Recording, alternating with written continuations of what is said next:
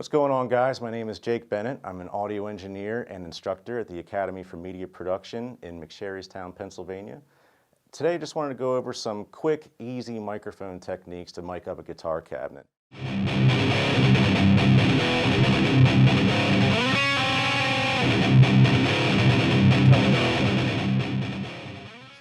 Now, I know what you're thinking. Let's get the obvious out of the way right away here, okay? There's a lot of great plugins out that you can get for $100 or less, right? Neural DSP, STL Tones, they come to mind immediately. They're great, they sound awesome. But the reality is you're going to run into a guitar player that wants his tone captured. Guitar players, right? So what can we do to go about this in an affordable way for the up-and-coming engineer? Let's get into it.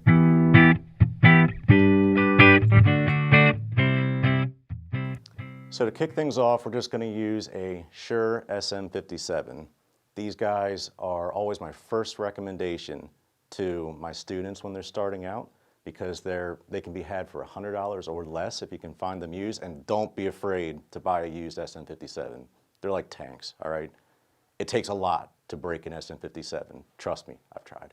But the other great thing about the SM57 is it sounds great on a lot of different things. It's obviously an industry standard on guitar cabs, hence why we're using it, but it also sounds great on vocals. I know a lot of you guys with the scream vocals, you like the darker tone. Guess what? This will do it. Everybody likes the SM7B. SM7B is great. This will do it too, I promise. So, SM57, great mic to start out with.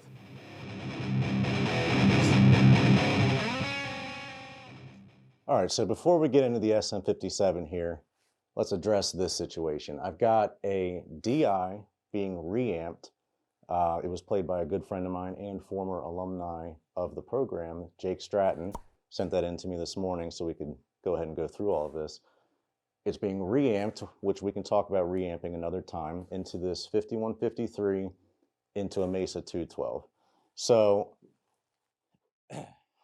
Mesa 212s, or any 212 really, especially with a 50-watt tube amp, they're going to get extremely loud. Let's talk about the balance real quick between loudness and tone, I guess, if you will. So loudness is not everything anymore, okay? If you get louder, you're going to get the speaker breakup, which is great for certain types of music. For very tight modern metal, though, it's not necessarily what you want. Now, the balance to that, right, is the hotter you get the amplifier, the better the amp sounds, typically. So we'll talk about some workarounds with that here in a little bit. Right now, I have the amp at a very quiet volume. The DI is not playing just yet. We'll get that going right now. There it is. So we'll go ahead and get our SM57 into position.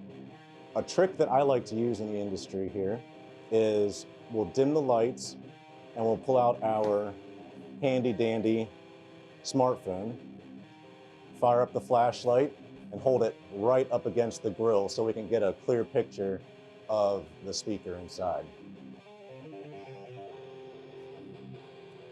Now, what I like to do with my SM57s here is I like to get in relatively close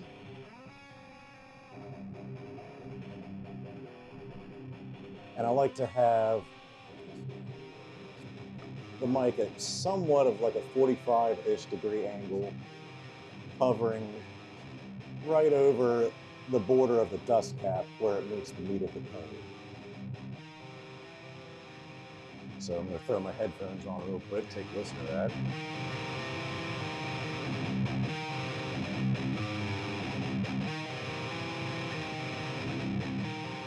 I mean, already, to me, that sounds like a very workable tone for what we have going on here, and it's not very loud. Keep in mind, depending on your situation at home, you might be living in an apartment, you might have neighbors that are not going to want to have a Mesa 212 rocking the building. This is a very manageable volume right now. Now, again, we can talk later about how to get some more power out of the amplifier without knocking the walls down. But for right now, this is a great start to get a great tone.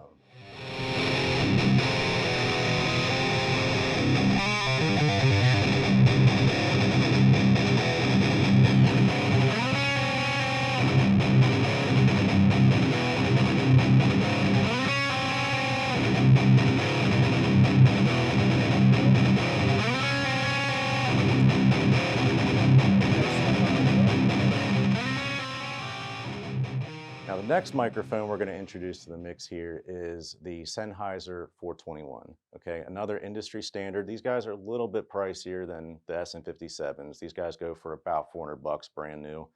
But again, a lot of versatility in these guys. Now, where the SM57 is different from this guy, the SM57 has more of like a flat frequency response, right? It's very, I don't want to say transparent, but it's a very flat frequency response. It picks up a lot of frequencies very evenly. Versus this guy, it has what a lot of us in the industry refer to as like a mid-range honk to it, right? It's got a little bit of a bump in the mid-range and it sounds a little bit brighter. So let's see what this sounds like on this cab. Let's go ahead and roll it, Andrew.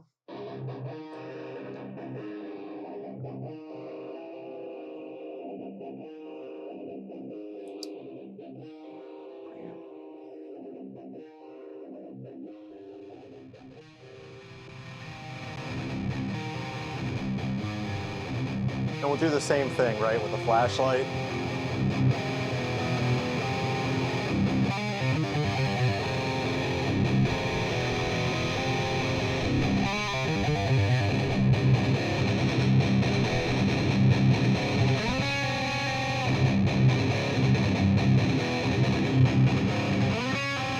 So you can hear it's got a little bit more of what I would call like a chonky tone, right? It's got a little bit more of a bassy mid-range to it.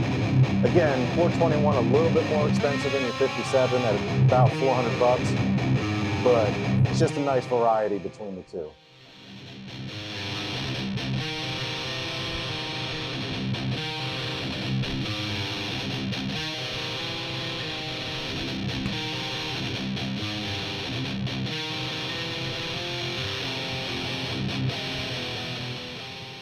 All right, so we heard the 57 and we heard the 421.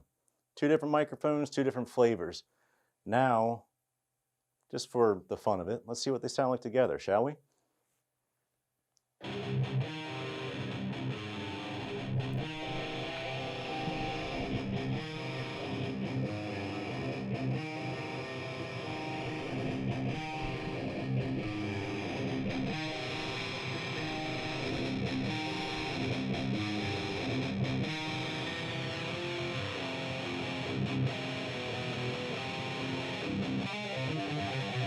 Now listen, what you're going to be hearing is a lot of what we call phase, right?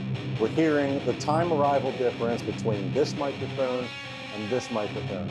It almost sounds like when you're filling up a tall glass of water, right? Kind of like a kind of sound, right? So what we want is we want that to kind of build and build and build and build and get that glass full, if that makes sense.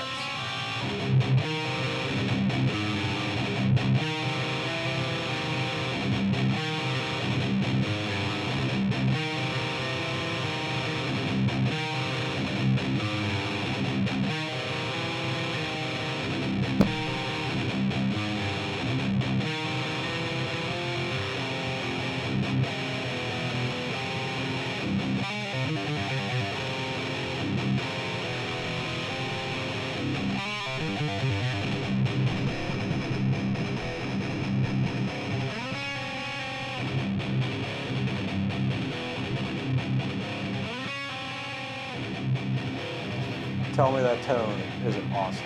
So if you have the budget for both microphones, you can get a really solid tone out of this. And again, we're at a very low volume here. This will be completely manageable in a small apartment right now. All right, guys, so we got some great tones out of the SM57 and the 421 for a heavier style guitar riff, right? My buddy Jake Stratton went ahead and recorded a second DI for us of more of like a clean, chilled out riff, right? So we're going to be using a Bugera combo amp this time, and we're going to be using some ribbon microphones. This is a Cascade Fathead. They go for $200, or you can spend about 450 bucks and get the stereo set. Now, quick note about these. I know a lot of like consumer level, entry grade interfaces, they'll have phantom power for banks, right? Like phantom power 1 through 4, phantom power 5 through 8, right? Make sure you have your ribbon microphones separate from your condenser microphones if you're using phantom power for anything, because if you send phantom power to one of these, you could potentially destroy it, which sucks, right? So let's get into it and see what we can get out of these guys.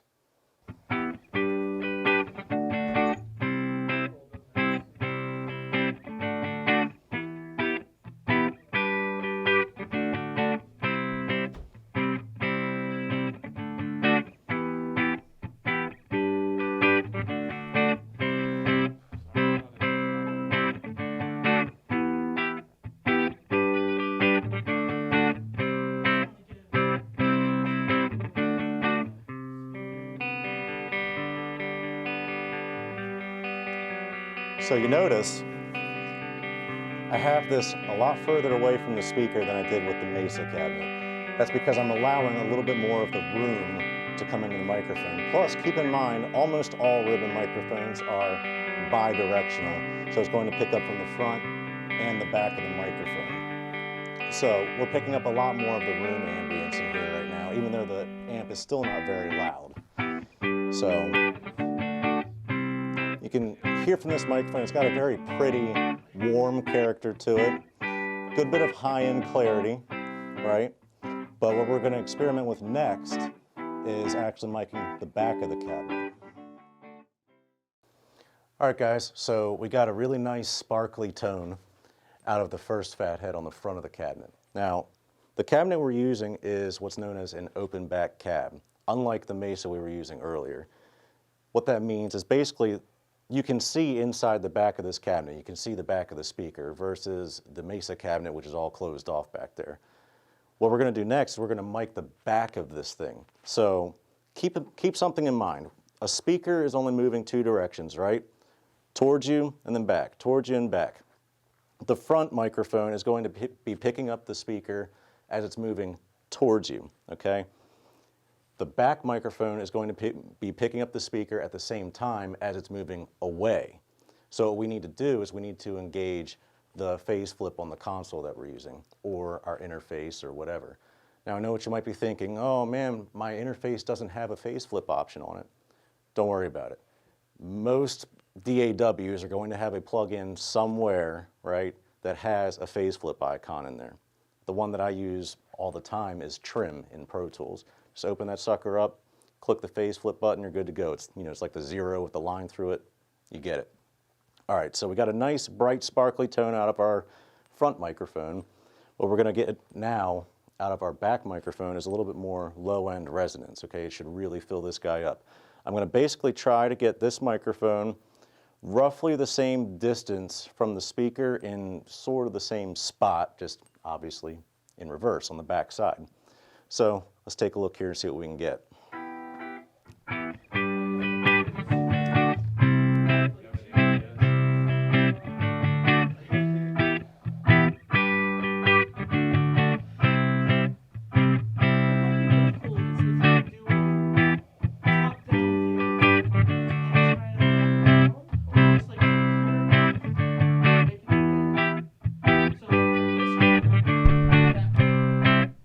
So right now it's almost a little bit too woofy. I'm just going to change the angle just a little bit, just kind of finesse it around and literally play with the phase.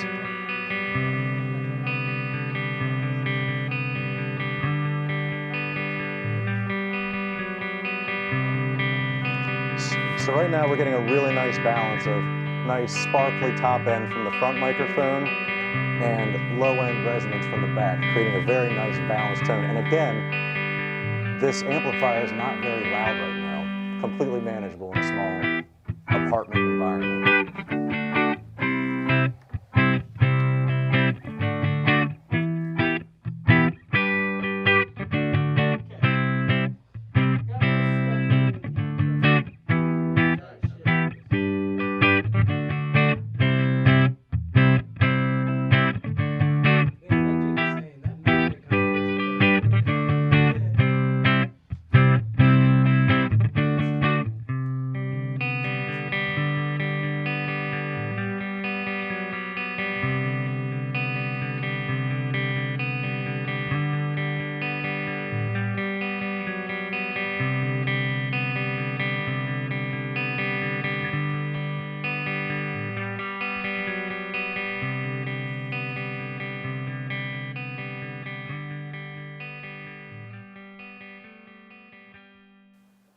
All right, guys, so some quick closing thoughts. We got some great tones at low volumes that are perfectly acceptable in a small apartment, bedroom, whatever, to capture a great tone from a real amplifier. Again, you could potentially get some great tones out of your plugins from Neural, STL, or whatever, but this way you can capture a real tone from a real amplifier that maybe your guitar player really wants to capture, and you can do it effectively and efficiently without causing a lot of trouble with the neighbors, right? That's important, unfortunately. But one other thing I'd like to throw into the mix here, remember I was talking earlier about the balance between loudness and tone, right?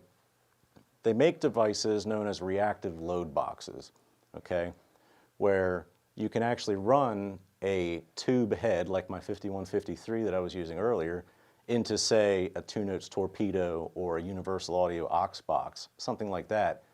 Crank that amplifier and get the tubes working, right? And then just dial in a little bit of that output on the load box and still maintain a quiet volume in the recording environment, but get that aggressive saturation from the amplifier. Thank you so much for joining me. Hope to see you next time.